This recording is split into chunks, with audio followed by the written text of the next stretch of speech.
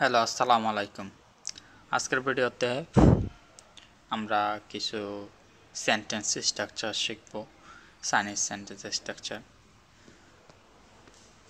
আমি এই Chinese sentence স্ট্রাকচারগুলো ইংরেজি সেন্টেন্স স্ট্রাকচারের সাথে মিল করে দেন একটা স্লাইড বানাইছি যাতে বুঝতে সহজ হয়। কারণ আমরা যখন কোনো একটা বিদেশি ভাষা শিখতে যাই তখন আমরা সবসময় ইংরেজির সাথে কম্পেয়ার করে ওইটা শিখি। সব সময় বাংলার সাথে কম্পেয়ার করে রিসোর্স নাও থাকতে পারে। সো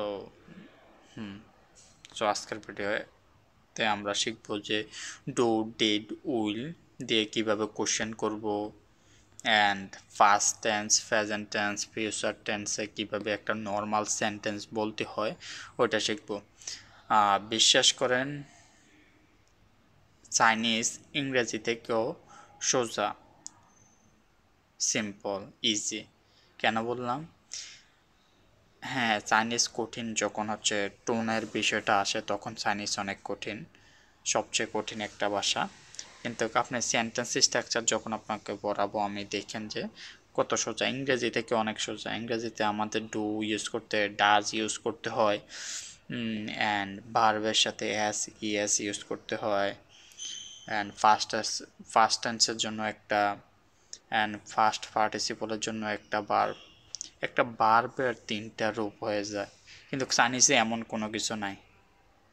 আপনি শুধু একটা ওয়ার্ড অ্যাড করে দেবেন, দেখেন ফর এক্সাম্পল ফার্স্ট টেন্সের জন্য আপনি শুধু লা ইউজ করবেন, ফার্স্ট টেন্স হয়ে গেছে। ভার্বের পরে লা ইউজ মানে হচ্ছে এটা ফার্স্ট টেন্স।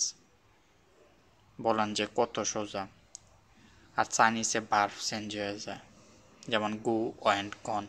একটার সাথে আরেকটার কোনো সম্পর্ক নাই। গো এর সাথে ওয়েন্টের কোনো সম্পর্ক নাই।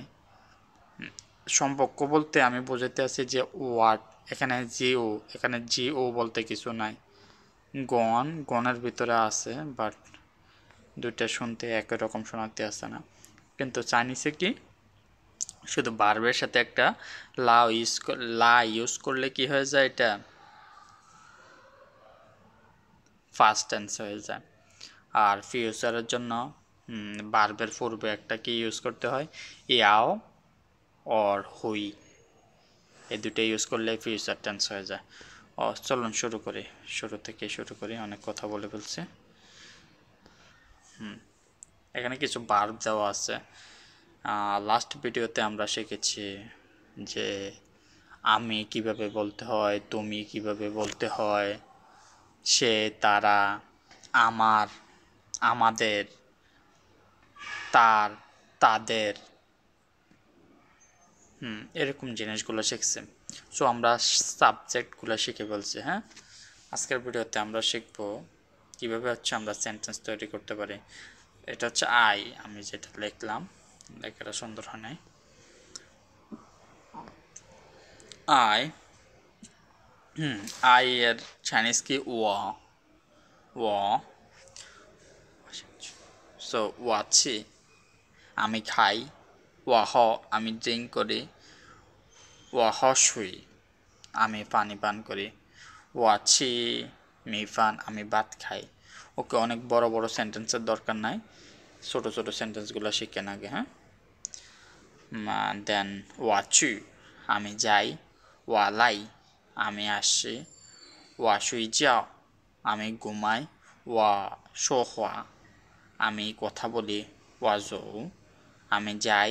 ওয়া তু, আমি পড়ি। ওয়া শিয়ে, আমি লিখি। ওয়া থিং, আমি শুনি। হ্যাঁ, এটা তো একটা পজিটিভ সেন্টেন্স গেল। নেগেটিভ সেন্টেন্স করার সময় ইংরেজিতে আমরা কি ইউজ করি, don't, and third person singular হলে কি ইউজ করি, ডাজ নট অথবা হচ্ছে ডাজেন্ট। বাট চাইনিজে কি এরকম কোনো ঝামেলা নাই। পুইয়াও ইউজ করলে এটা হচ্ছে ডোন্টের মিনিং বোঝায়। যেমন ওয়া পুইয়া হচ্ছে আমার খাওয়ার দরকার নেই, বা আমি আই ডোন্ট ওয়ান্ট টু ইট। ওয়া পুইয়াও হ, আমার পান করার দরকার নাই, বা আমি পান করবো না। অপুইয়াও ছু, অপুইয়াও লাই, লাই মানে আসা, গো মানে হচ্ছে ছু, পুইয়াও শুই যাও, ঘুমানো, 不要说话，不要走，不要读，不要写，不要听。এবার আসুন আমরা হচ্ছে সেন্টেন্স স্ট্রাকচারগুলো দেখি। ফার্স্ট টেন্সে প্রেজেন্ট টেন্সে কিছু বলতে গেলে আমাদের কি ইউজ করতে হবে? এখানে আমি ইংলিশটা লিখি নাই, সরি। এটা হচ্ছে সাবজেক্ট, SUB সাবজেক্ট প্লাস বার, তংসা মানে হচ্ছে বার, সাবজেক্ট বার। দেখেন ইংলিশের মতো, হ্যাঁ, ইংলিশে তো আমাদের মাঝে মধ্যে কি ইউজ করতে হয়, বার্বের সাথে এস বা ইএস। ইংলিশের এরকম কোনো কিছু নাই। সো পজিটিভ সেন্টেন্স যখন আপনি তৈরি করতে যাবেন তখন একটা সাবজেক্ট নেবেন, দেন বার্ব ইউজ করবেন। এখানে দেওয়া আছে ওয়াছি, হর্ষই আমি পানি পান করি, ওয়ামেন তুষু আমরা বই পড়ি। ওয়ামেন, ম্যান কখন ইউজ করতে হয় আমি লাস্ট ভিডিওতে আমি বলে দিচ্ছি। দেখেন যদি আপনি নেগেটিভ কোনো সেন্টেন্স তৈরি করতে চান, যেমন সাবজেক্ট প্লাস ডাজেন্ট বা ডোন্ট, আপনাকে শুধু পু ইউজ করলেই হয়ে যাবে। পু, এই যে পু, বারবার পূর্বে পু ইউজ করলে কি হয়ে যাবে, একটা নেগেটিভ সেন্টেন্স। ফর এক্সাম্পল এখানে দেখেন, ও আপু সুইজিয়াও, সরি ওয়া না, এটা হচ্ছে থা পু সুইজিয়াও, হি ডাজেন্ট স্লিপ। সো ইংলিশে তো দুইটা জিনিস আছে, একটা হচ্ছে ডোন্ট, একটা হচ্ছে ডাজেন্ট, বাট চাইনিজে শুধু পু ইউজ করলে হয়ে যায়, এটা একটা নেগেটিভ সেন্টেন্স হয়ে যায়। অ্যান্ড 3 নম্বরটা দেখেন, ওয়ামেন পু শো হওয়া, আমরা কথা বলবো না। সো ফার্স্ট প্রেজেন্ট টেন্সের simple sentence and negative sentence আমরা পড়ে ফেলছি। এবার আসেন পাস্ট টেন্স। ফার্স্ট টেন্সের ক্ষেত্রে আমি অলরেডি বলছি যে সাবজেক্ট প্লাস বার্ব। ইংলিশে কি হয়, বার্ব চেঞ্জ হয়ে যায়, কিন্তু চাইনিজে কি, বার্বের শেষে একটা লা ইউজ করলে কি হয়ে যায়, ফার্স্ট টেন্স হয়ে যায়। ফর এক্সাম্পল ওয়াচিলা, আমি খেয়েছি, আগে খেয়েছি। ওয়া হলা কাপে, আমি হচ্ছে দেখেন ড্রিঙ্কের জায়গায় কী চলে আসছে, ড্র্যাঙ্ক, ড্রিঙ্কস ড্র্যাঙ্ক, কিন্তু চাইনিজে কি সেম জিনিসে রয়েছে হ। দেন ওয়া হলা কাপে থামেন হুইজিয়ালা, তারা বাসায় এসেছে।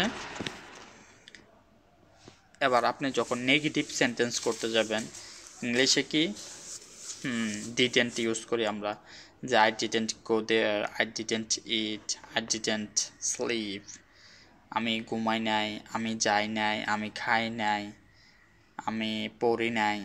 এরকম কিছু বলতে গেলে আমাদের কি ইউজ করতে হবে, মেইয়। ফর এক্সাম্পল থা মেইয় চৌলুই, সে হচ্ছে হাঁটে নাই। থামেন মেইয় সে, তারা লিখে নাই। বুঝতে পারছেন আপনারা?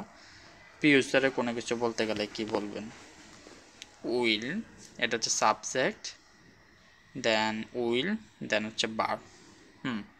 ইন চাইনিজে উইলের পরিবর্তে আমরা কি ইউজ করি, হুই অথবা হচ্ছে ইয়াও, হুই অথবা ইয়াও। ফর এক্সাম্পল আমরা বলতে পারি যে আই উইল স্লিপ, ওয়াহ ইয়াও শুই যাও, ওয়া হুই শুই যাও, I will slip. She will read, থা হুই তুসু, সে পড়বে। কখন পড়বে, পরে পড়বে, ভবিষ্যতে। থামেন হুই থিং, তারা শুনবে। অ্যান্ড নেগেটিভ সেন্টেন্স করার ক্ষেত্রে আমাদের কি ইউজ করতে হবে, পু হুই, আমরা কিন্তু পুইয়াও ইউজ করতে পারবো না নেগেটিভ করার জন্য। বুঝতে পারছেন? উইল শব্দটা বোঝানোর জন্য আমরা কি ইউজ করছি, হুই এবং ইয়াও, কিন্তু নেগেটিভ সেন্টেন্স করার ক্ষেত্রে আমরা শুধু কি ইউজ করতে পারবো, হুই, পু হুই। ফর এক্সাম্পল থা পু হুই লাই, সে আসবে না। থা মেন পু হুইছি, তারা খাবে না। হুই কখন ব্যবহার করে দেখেন, ন্যাচারাল ফিউচার এবিলিটি। হুই শব্দটা আবার ক্যান হিসাবে ব্যবহার করা হয়, যেমন আমি এটা করতে পারি, ওইটা করতে পারি, আই ক্যান ডু ওয়াক হুই সে ওয়া হুই টু, আমি পড়তে পারি, আমি লিখতে পারি। আর হুই শব্দটা সার্টেনিটি, নিশ্চয়তার ক্ষেত্রে ব্যবহার করা হয়। ইয়াও শব্দটা কখন ব্যবহার করা হয়? Going to. ফর এক্সাম্পল, আপনি কিছু একটা করতে যাচ্ছেন, তখন ইয়াও শব্দটা ব্যবহার করা হয়। কোশ্চেনটা আর একটা ভিডিওতে দেখাবো না, আজকের ভিডিওতে দেখা দিই, অনেক বড় হয়ে যেতেছে ভিডিওটা, সমস্যা নাই। দেখেন, কোশ্চেনটাও কঠিন না। আমরা তো সিম্পল সেন্টেন্স শিখছি, তাই না? প্রেজেন্ট টেন্সের যে সেন্টেন্সগুলো ওইগুলো শেষে দিই, আমরা শুধু মা ইউজ করি, দেন এটা একটা কোশ্চেন হয়ে যাব। যেমন আমরা পড়ছি নিচ্ছি, তুমি খাও, নিচ্ছি মা। মা ইউজ করলে কি হয়ে যাবে? একটা কোশ্চেন। যে কোনো একটা নর্মাল সেন্টেন্সের সাথে মা ইউজ করলে কি হয়ে যায়? ওইটা একটা কোশ্চেন হয়ে যায়। অ্যান্ড ডিডের ক্ষেত্রে কি হয়? আমরা সরি, আজকের ভিডিও এখানে শেষ।